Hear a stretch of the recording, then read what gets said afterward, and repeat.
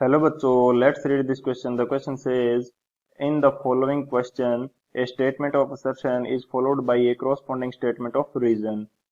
Of the following statements, choose the correct one. Option A, both assertion and reason are correct and reason is correct explanation of assertion. Option B, both assertion and reason are correct but reason is not the correct explanation of assertion. Option C, assertion is correct but reason is incorrect. Option D, assertion is incorrect but reason is correct. Assertion. Convergent lens property of converging remains same in mediums. Reason. Property of lens whether the ray is diverging or converging depends on the surrounding medium. तो इस question के अंदर हमसे क्या बोला गया है कि एक असर्शन हमें गिवन है एंड एक रीजन गिवन है, करेक्ट ऑप्शन हमें चूज करना है. असर्शन हमें क्या दे रखा है, जो कन्वर्जेंट लेंस है इसकी जो कन्वर्जिंग पावर है ये सभी मीडियम्स के लिए सेम रहती है. एंड इसके लिए हमें रीजन दे रखा है कि जो लेंस की प्रॉपर्टी है कि वो डाइवर्जिंग होगा या कन्वर्जिंग, ये सराउंडिंग मीडियम पे डिपेंड करता है. तो बात करते हैं की कंसेप्ट की. इस क्वेश्चन के लिए की कंसेप्ट क्या होगा. की कंसेप्ट यदि इस क्वेश्चन के लिए हम लोग देखना चाहें तो फर्स्ट की कंसेप्ट हमारे पास यूज करेंगे हम कि यदि रे ऑफ लाइट डेंसर मीडियम से रेयर मीडियम की तरफ जा रही है तो ये आफ्टर रिफ्रैक्शन नॉर्मल से दूर बेंड कर जाएगी. एंड यदि हमारे पास ray of light rarer medium से डेंसर मीडियम की तरफ जा रही है तो ये टुवार्ड्स द नॉर्मल बेंड करेगी. तो फर्स्ट हमारे पास क्या हो जाएगा, इफ ए रे travels from denser to rare medium after refraction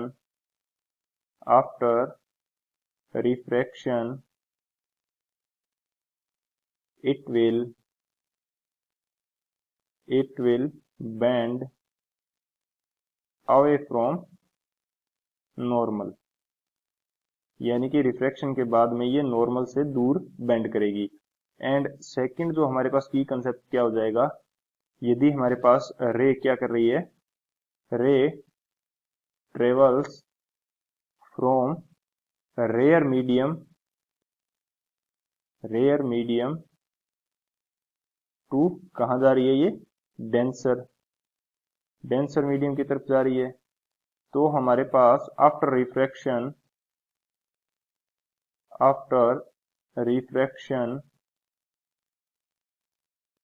refraction it will bend towards normal.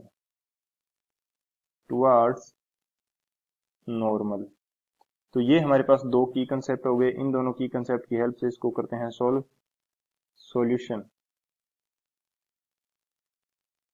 Solution के अंदर यदि मैं देखना चाहूं कि मेरे को दिया गया है कि कन्वेक्स लेंस है जो उसकी कन्वर्जिंग नेचर है ये सभी मीडियम्स के लिए सेम रहती है.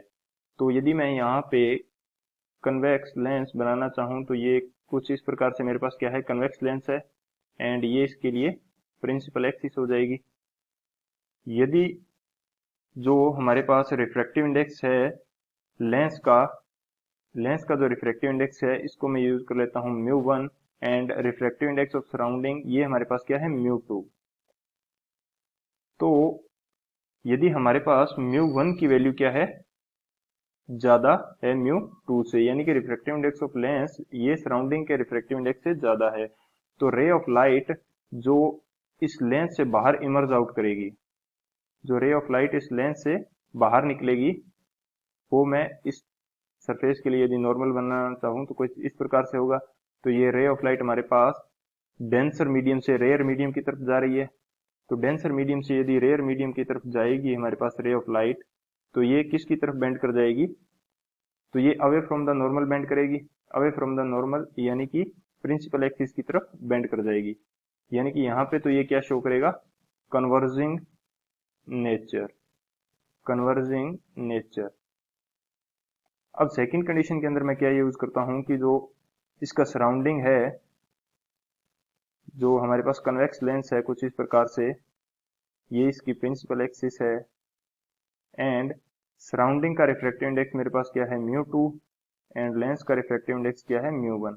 तो इस प्रकार मैंने इस बार जो सराउंडिंग है ये इस प्रकार का लिया है कि जो इसका रिफ्रैक्टिव इंडेक्स है μ2 इसकी वैल्यू ज्यादा है μ1 से, यानी कि ये डेंसर मीडियम है लेंस की तुलना में।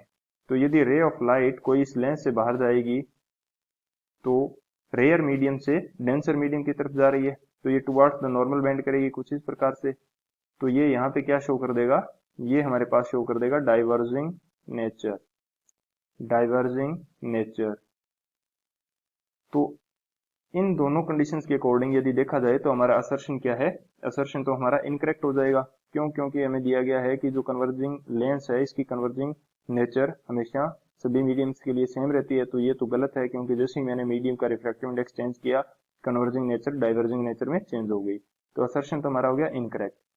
लेकिन जो रीजन है, रीजन के अंदर हमें दे रखा है ये हमारे पास करेक्ट है। रीजन रीजन हमारे पास करेक्ट किस कारण से है, क्योंकि जो कन्वर्जिंग एंड डाइवर्जिंग नेचर है ये डिपेंड करती है सराउंडिंग मीडियम के ऊपर। यदि वो डेंसर मीडियम है, सराउंडिंग मीडियम यदि डेंसर मीडियम है तो जो कन्वेक्स लेंस है ये डाइवर्जिंग नेचर शो करेगा, एंड यदि हमारे पास सराउंडिंग मीडियम रेयर मीडियम है तो ये कन्वर्जिंग नेचर शो करेगा। सो बात करते हैं ऑप्शन की, कौन सा ऑप्शन हमारे पास करेक्ट हो जाएगा। ऑप्शन हमारा जो डी है ये हमारा करेक्ट होने वाला है, क्योंकि असर्शन हमारा इनकरेक्ट है एंड जो रीजन है ये हमारा करेक्ट है। So option D is the final answer. I hope you understood it well. Best of luck. Thank you.